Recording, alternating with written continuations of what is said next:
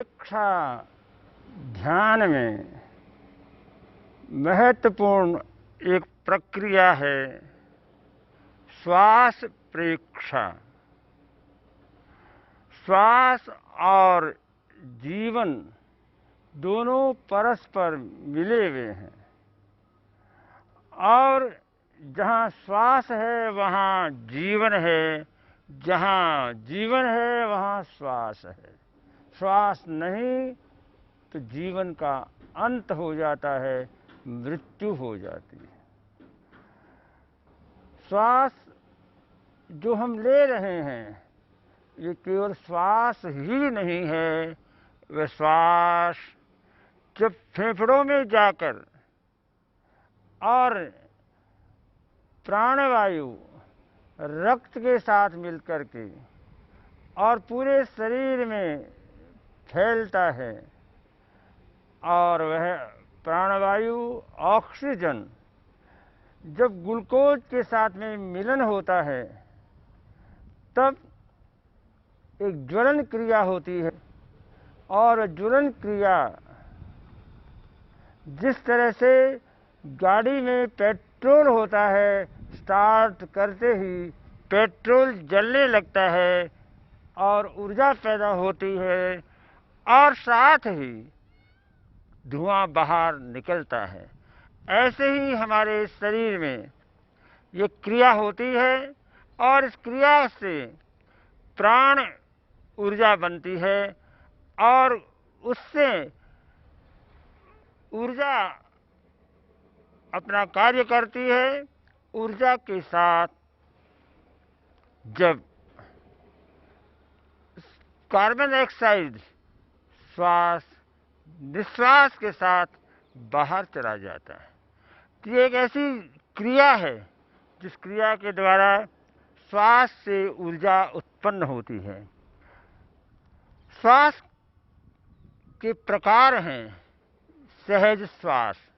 हम बिना सोचे समझे हमारे भीतर श्वास श्वसन क्रिया प्रतिक्षण होती रहती है, चाहे हम नींद में हो चाहे जागते हो, हम सोचें या न सोचें इस श्वसन क्रिया अपने आप चलती रहती है। तो एक सहज क्रिया है। दूसरे श्वास के साथ एक चीज़ और जुड़ी है, वो है प्रयत्नजन्य, यानी आप प्रयत्नपूर्वक भी श्वास ले सकते हैं, श्वास को दीर्घ कर सकते हैं और श्वास जब दीर्घ होता है तो ऑक्सीजन की मात्रा ज़्यादा जाती है और प्रश्वास हम करते हैं उससे और अधिक कार्बन डाइऑक्साइड बाहर निकलता है। ये सहज क्रिया है और सहज क्रिया के साथ में अगर आपने प्रयत्नपूर्वक और श्वास को दीर्घ किया उसका परिणाम और श्रेष्ठ होता है। श्वास और ये प्रश्वास, श्वास लेने को श्वास कहते हैं और छोड़ने को प्रश्वास कहते हैं। उससे हमारा मस्तिष्क एक्टिव होता है। जो ही हमारा श्वास भीतर जाता है सबसे अधिक ऊर्जा प्राणवायु मस्तिष्क को चाहिए, तो मस्तिष्क उससे सक्रिय होता है और मस्तिष्क जब सक्रिय होता है तब हमारे विचार शक्ति विकसित होती है। मस्तिष्क में जो सोचने की क्षमता है, अगर हमारा श्वास बंद हो जाए, मस्तिष्क को अगर ऑक्सीजन नहीं पहुंचे तो मस्तिष्क काम करना बंद कर देता है। तो श्वास और मस्तिष्क का गहरा संबंध है। इसके साथ ही श्वास भाव और मन से भी जुड़ा है। जो ही हमें श्वास लेते हैं, अगर श्वास दीर्घ होता है, लंबा होता है, तो उससे हमारे भावों पर भी असर आता है। श्वास भाव हमारे शांत होने लगते हैं, विचार हमारे निर्मल होने लगते हैं, अगर मन की चंचलता कम हो जाती है।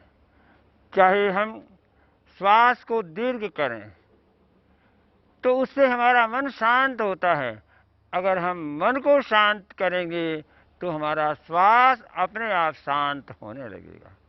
श्वास और मन, मन और भाव आपस में ऐसे संबंधित हैं कि जिनके द्वारा आप बिल्कुल अच्छी तरह से श्वास को मंद करिए, आपके विचार शांत होने लगेंगे।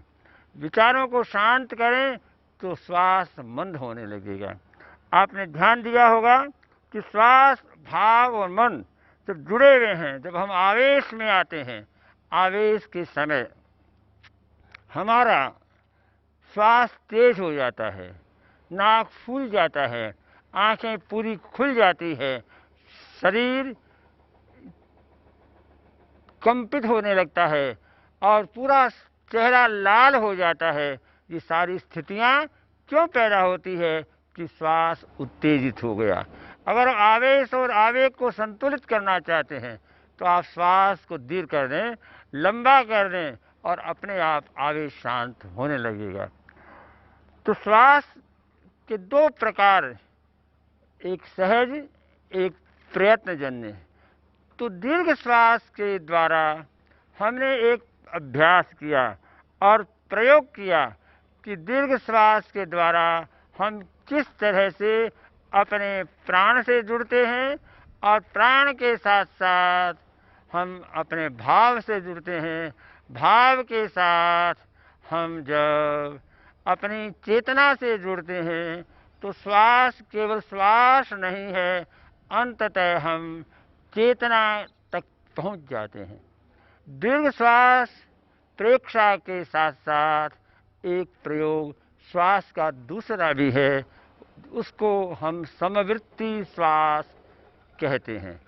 समवृत्ति अर्थात समान रूप से श्वास। हमने श्वास कभी आपके बाएं नथुने से चलता है, कभी श्वास दाएं नथुने से चलता है और कभी दोनों से चलता है। यह श्वास की एक विशेष प्रक्रिया है। एक ग्रंथ है स्वरोदय विज्ञान, उसमें सारे नियम है। लेफ्ट श्वास चलता है तब क्या होता है, राइट चलता है तब क्या होता है, दोनों चलते हैं तब क्या होता है। और जब लेफ्ट श्वास चलता है उसमें आप शांति के अच्छे कार्य कर सकते हैं। जब आपका राइट स्वर चलता है उसमें थोड़े तेजी से, शक्ति से उग्र कार्य कर सकते हैं। तो पूरा सर्वोदय विज्ञान है। लेकिन अब हम यहाँ पर प्रेक्षा ध्यान के संदर्भ में श्वास के संबंध में हमने चर्चा की। अगर हम ध्यान में जाना चाहते हैं तो हमें अवश्य ही श्वास पर ध्यान केंद्रित करना होगा। श्वास एक ऐसी क्रिया है जो है भी और नहीं भी है। श्वास अनुभव होता है लेकिन हमें दिखाई नहीं देता। तो इसलिए श्वास को देखना, उसके साथ में कोई और चीज़ें नहीं जुड़ती है। श्वास आया, श्वास गया, श्वास आया, श्वास गया, इससे आप वर्तमान में आ जाते हैं और साथ साथ में वर्तमान में आकर के और आप राग और द्वेष से दूर हो जाते हैं, आपका चित्त निर्मल हो जाता है। तो समवृत्ति श्वास प्रेक्षा एक महत्वपूर्ण प्रयोग है। आप लोग जहाँ भी बैठे हैं स्थिरता से, मेरुदंड सीधा चाहिए और सुखासन जिसमें आप आराम से बैठ सकें और सुखपूर्वक बैठ सकें। शरीर के साथ हमें संघर्ष नहीं करना है। शरीर जैसा चाहे, बैठना, खड़े रहना या लेटकर भी कुर्सी पर बैठना, जैसे शरीर की इच्छा हो, जिसमें आप लंबे समय तक आराम से बैठ सकते हो, उसको आपको स्वीकार करना है। उसके पश्चात एक ध्वनि है, उस ध्वनि का नाम महाप्राण ध्वनि है। तो इसके साथ शरीर को स्थिर किया, आपने मुद्रा बनाई, ज्ञान मुद्रा और अथवा ब्रह्म मुद्रा, वीतराग मुद्रा। तो हम ज्ञान मुद्रा के भीतर और अपने ध्यान के लिए तैयार हो रहे हैं। तो आप मुद्रा बना ली और मुद्रा के पश्चात अब आपको एक ध्वनि करनी है, महाप्राण ध्वनि।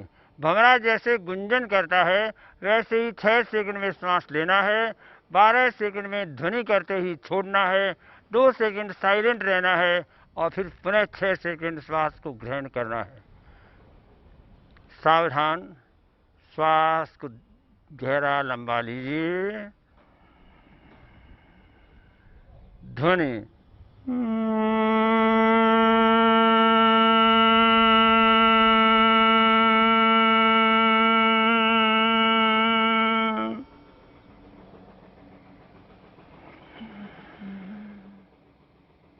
ध्वनि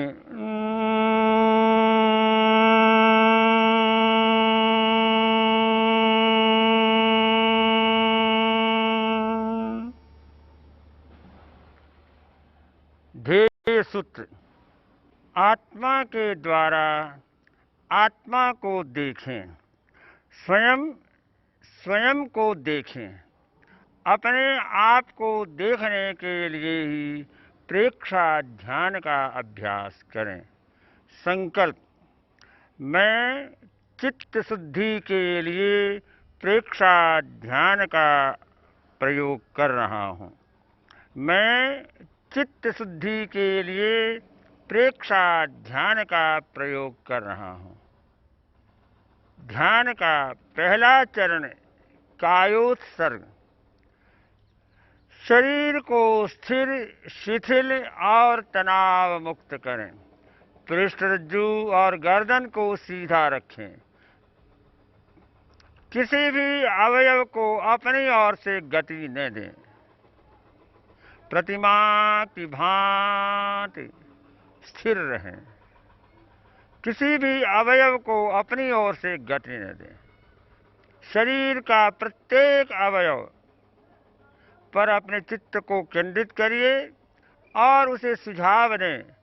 शरीर का प्रत्येक अंग, मांसपेशियां और कोशिकाएं शिथिल हो जाओ, शिथिल हो जाओ, शिथिल हो जाओ। ये शिथिल होती जा रही है। मैं अनुभव कर रहा हूँ कि प्रत्येक अंग, मांसपेशी, कोशिकाएं शिथिल होती जा रही है। मैं अनुभव कर रहा हूँ अंग, प्रत्यंग और कोशिकाएं शिथिल हो गई हैं, बिल्कुल हल्की, कहीं तनाव और भारीपन नहीं है। प्रत्येक अंग बिल्कुल स्थिर है, शिथिल है और हल्का हो गया है और आप ध्यान की गहराई में उतर रहे हैं। आपकी आंखें बंद हैं, श्वास मंद हो गया है और आप अनुभव कर रहे हैं शरीर बिल्कुल हल्का हो गया है। ध्यान काल तक कायोत्सर्ग की यह मुद्रा बनी रहेगी। काय गुप्ती, शरीर को बिल्कुल स्थिर रखिए। ये कायोत्सर्ग काया का ध्यान है और आप बिल्कुल स्थिर हैं।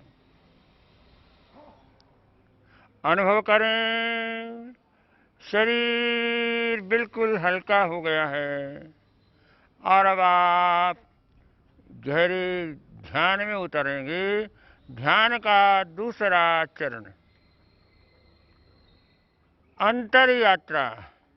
चित्त को रीढ़ की हड्डी का अंतिम छोर है, शक्ति केंद्र पर केंद्रित करें। शक्ति केंद्र से ज्ञान केंद्र तक सुषुम्ना के मार्ग से चित्त को नीचे से ऊपर ले जाएं, ऊपर से नीचे लाएं।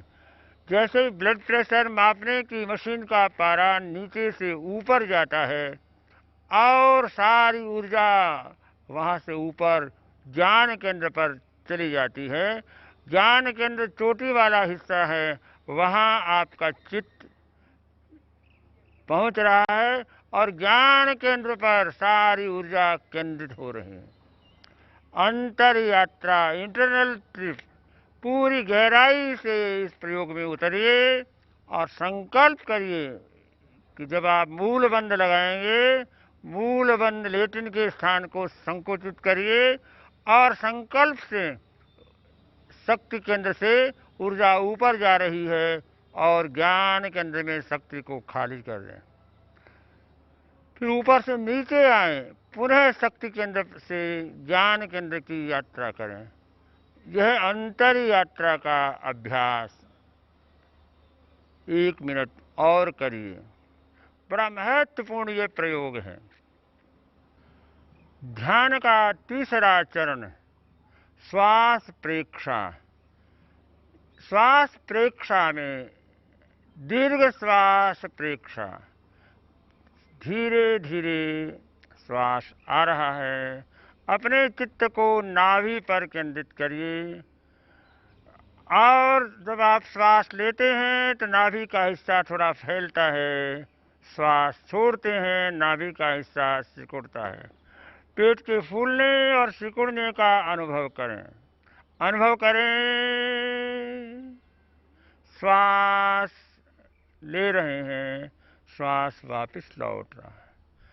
अब अपने चित्त को आप नाक के दोनों नथनों के भीतर केंद्रित करिए और धीरे धीरे श्वास लें, धीरे धीरे श्वास छोड़ें। दीर्घ श्वास प्रेक्षा। इसके पश्चात समवृत्ति श्वास प्रेक्षा का प्रयोग। अपने चित्त को बाएं नथने पर केंद्रित करिए और संकल्प से चित्त को बाएं नथने के भीतर ले जाएं और दाएं से उसे बाहर निकालें। केवल संकल्प करिए, श्वास अपने आप उसके पीछे पीछे चलने लगेगा। फिर दाएं से श्वास को भीतर ले जाएं और बाएं से श्वास को बाहर निकालें। यह अनुलोम विलोम की तरह है, लेकिन हाथ का सहारा नहीं लेकर केवल संकल्प से हम इस प्रयोग को करते हैं। श्वास लीजिए बाएं से, फिर दाएं से छोड़िए, दाएं से लीजिए और बाएं से छोड़िए। श्वास का संयम करें। श्वास लेते हैं बाएं नथने से, फिर आराम से जितना रोक पाते हैं रोकिए। फिर दाहिने से श्वास को छोड़ते हैं, फिर जितना बाहर रोक सकते हैं उतना बाहर रोकिए। पुनः दाहिने से श्वास लिया, रोका, फिर छोड़ा, रोका, फिर लिया। यह क्रम बराबर चालू रखिए। समवृत्ति श्वास प्रेक्षा, इससे एकाग्रता गहरी होती है। अगर किसी को बीच में विचार आ रहा हो तो अपनी जीवा को ऊपर तालू के लगा लें या अपने दांतों के मसूड़ों पर लगा दीजिए, तो विचार स्वयं शांत होने लगेंगे। समवृत्ति श्वास प्रेक्षा का अभ्यास करते रहिए और आगे बढ़िए कि कितना श्वास गहरा लंबा हो रहा है। श्वास लीजिए बाएं नथने से, रोकिए, छोड़िए, फिर रोकिए, फिर श्वास लीजिए। समवृत्ति श्वास प्रेक्षा श्वास प्रेक्षा का ही एक प्रयोग है। अब हम चौथे चरण पर चलेंगे। ध्यान का चौथा चरण ज्योति केंद्र प्रेक्षा। अपने चित्त को ललाट के मध्य पीनियल ग्लैंड पर, जहाँ हम तिलक लगाते हैं, उस स्थान पर चित्त को केंद्रित करिए। वहाँ चमकती हुई ज्योति, श्वेत ज्योति अथवा पूर्णिमा का चांद, पूरे ललाट के मध्य पूर्णिमा का चांद चमक रहा है और अनुभव करें पूरे ललाट पर श्वेत रश्मियाँ फैलती जा रही हैं। श्वेत रंग के ध्यान से क्रोध शांत होता है, भावधारा निर्मल होती है।